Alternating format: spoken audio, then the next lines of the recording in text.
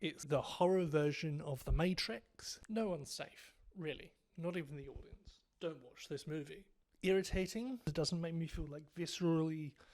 There was no gross part where I'm like, ugh. There's two sisters, not blood relatives, so far as they know.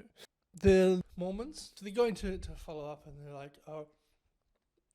And the guy greets them, and he's like, "You're really cold. Do you want to come inside?" And they're like, "Oh, do you have a female roommate?" Not noticing the wedding ring on his hand, but whatever. And he's like, "Oh, I've got a wife. Is that okay?" It's a very horror-fueled take on domestic politeness.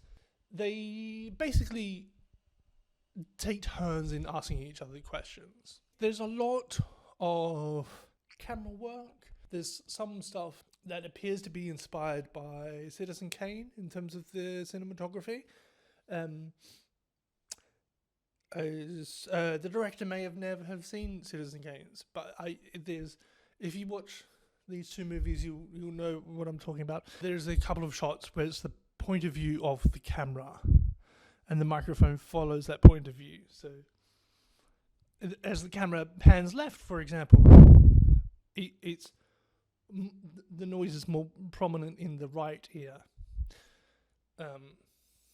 Now I'm saying out loud, it doesn't make a lot of internal sense. There's effectively a scale replica of the house they're in inside the house, which reflects something of a miniature or something to that effect that you might use for overhead shots.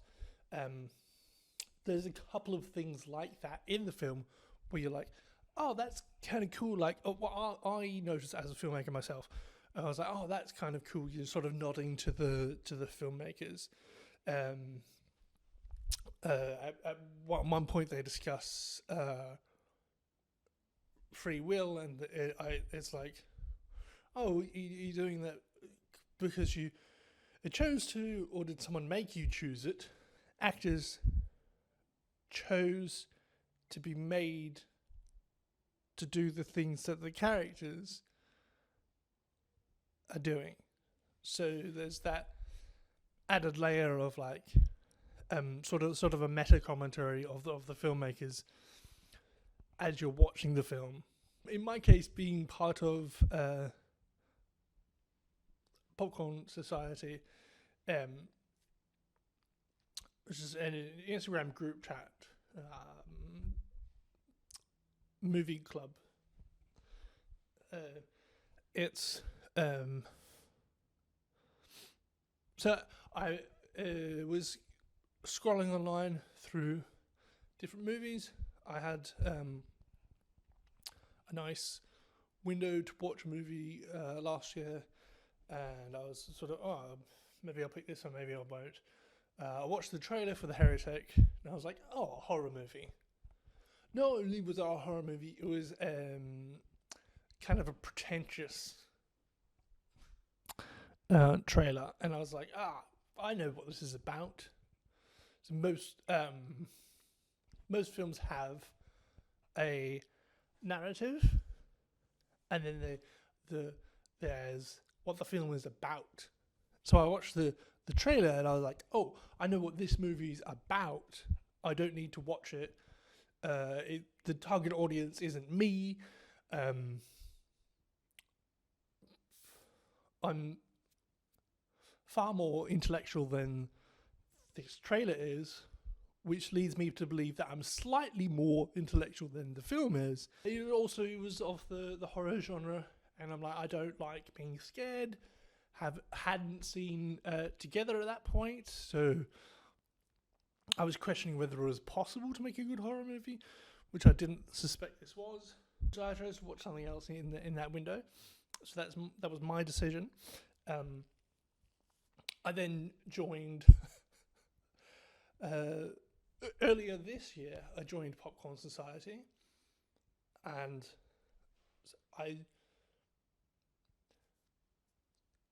then the person who got to pick this week, they picked The Heretic.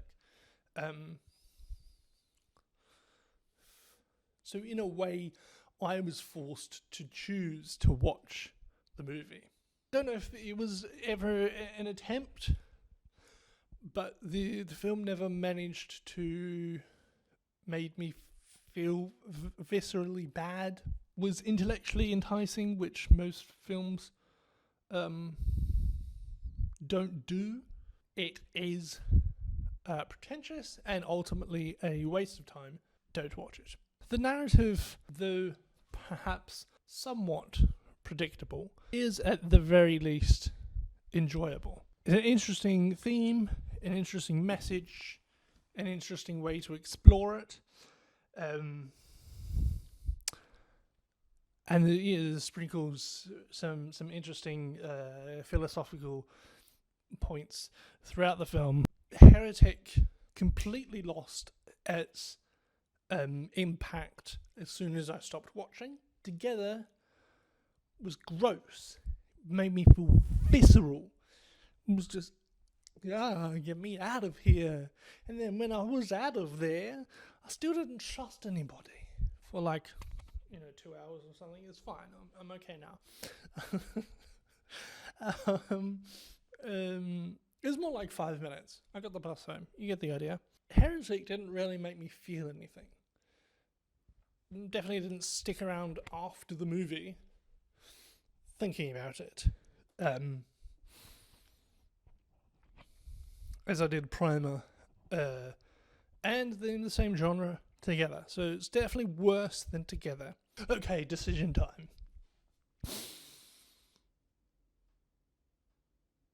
No Way Home is a good movie. It's a different genre, don't get me wrong. It is, however, only one layer. It's got some symbolism in it, but what movie doesn't? Don't tell me. I don't want to watch that one. Heretic has 3 layers. They're all very obvious as soon as you see them.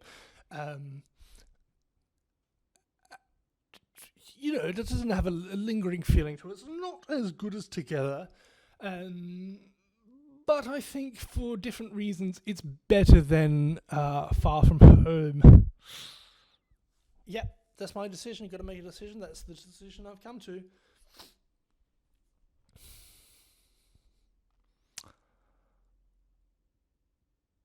I'm putting this movie just above Far From Home.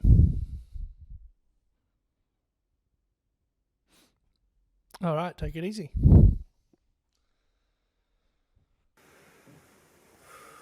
Do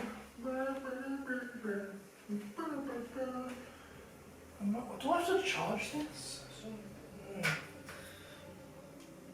Stop.